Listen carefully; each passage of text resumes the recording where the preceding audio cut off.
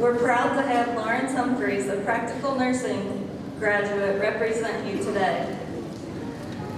Lawrence Humphreys is a 42-year-old 2017 PN student at Beckfield College with an interest in continuing his education as a participant in the Bachelor's of Nursing program in 2018.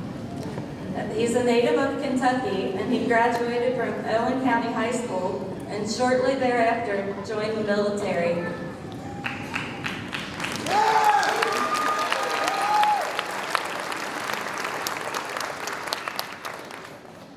After the military, Lawrence found employment in multiple warehouses and construction jobs, but was not able to establish a permanent position. In an attempt to pursue a better future, Lawrence studied at the Building Industry Association of Northern Kentucky, where he earned a diploma in carpentry and later earned the title of Master Carpenter. After an unsuccessful attempt to start up his own construction and remodeling business, he worked as a subcontractor and often struggled to secure profitable work. It was after this attempt of a startup business that Lawrence decided to attend Beckfield College and pursue an entirely new career.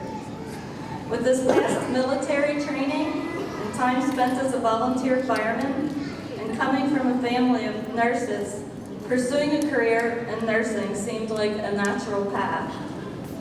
Lawrence is interested in a career in emergency and flight trauma nursing. He's persistent, and he understands the amount of time and hard work required to accomplish his goals. So, Lawrence.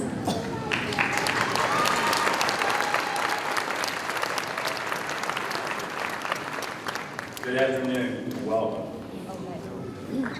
We're all gathered here today to recognize the hard work and the success of our friends and families' education at Beckfield. So what is success? How would one measure it? Is success popularity, fame, or even respect? Would you measure it by how many friends you have, or with wealth and riches? Granted, we all like the idea of the last two, but to me, those are not success. To me, constantly pushing yourself and always moving forward, no matter what happens, because you will fail. You'll fail more than once.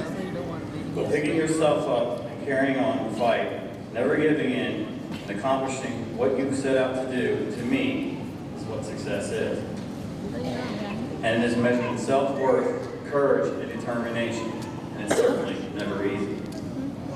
There's a saying we have in the Navy: the only easy day was yesterday, which means every day you work hard, harder than the last, but when you work hard every day, you see what you are now capable of, and yesterday seems easy. For this is why we are all here today. I am now 42 years old, and everyone thought I was crazy for finally going to college, especially in the nursing and changing careers. Some of them didn't think that I would or even could finish, and I'm sure my fellow graduates can relate. This was not an easy task, and as you all know, it was very determining at times. Trying to juggle our kids, work, spouses working, homework, studying for those important exams, and letting us not forget about the required clinical hours we had to accumulate to graduate. So to be honest, this ceremony is also to recognize all of you sitting here today.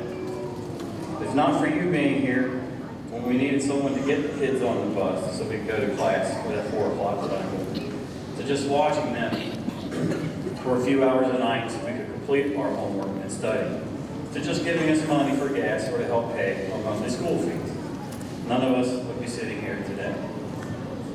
So what makes a successful nurse?